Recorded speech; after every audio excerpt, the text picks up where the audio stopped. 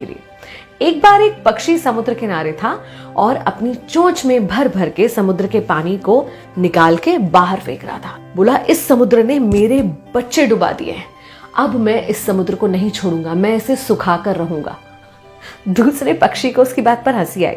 बोले, तुम खुद को देखो और इस समुद्र को देखो, इतने से हो तुम इतने बड़े समुद्र को सुखा भी सकते हो? ये संभव नहीं है मेरे भाई, अपना समय मत बर्बाद करो।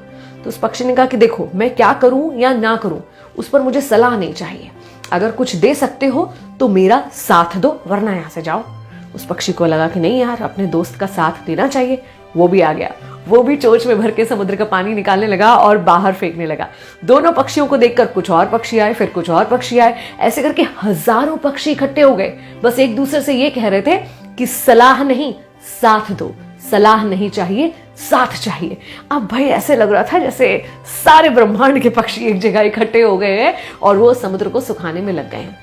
ऐसे में पक्षियों में जो सबसे श्रेष्ठ कहे जाते हैं भगवान विष्णु के वाहन गरुड़, उन्होंने सोचा कि मैं भी अपने पक्षी भाइयों का साथ दूंगा।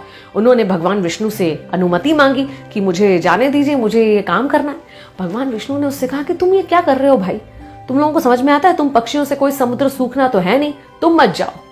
तो गरुड़ ने तो भगवान विष्णु से ही कह दिया कि भगवान, सलाह नहीं, साथ चाहिए। फिर क्या था, अपने वाहन गरुड़ का साथ देने खुद भगवान विष्णु आ गए और बोले कि बस अब तो ये समुद्र में सुखाऊंगा।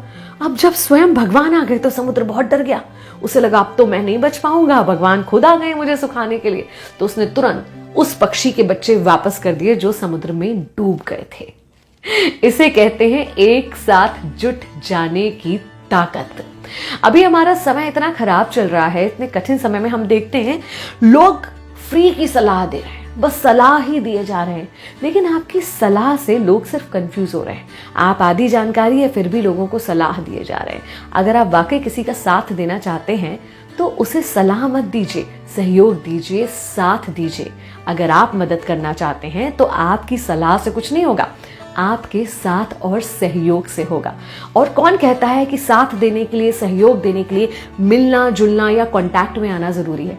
आप दूर रहकर भी जिस तरह से हो सके हर किसी का साथ दे सकते हैं। तो आज की जो जरूरत है वो है एक दूसरे का साथ। भले आप किसी व्यक्ति को जानते हो या ना जानते हो, जहां आप हैं वहां रहते हुए, वहां बैठे हुए कैसे उसका साथ दे सकते हैं, इस पर विचार कीजिए। जब हम सब साथ होंगे तो बदलाव जरूर आएगा। मैं हूं विनी, चलो आज कुछ अच्छा सुनते हैं।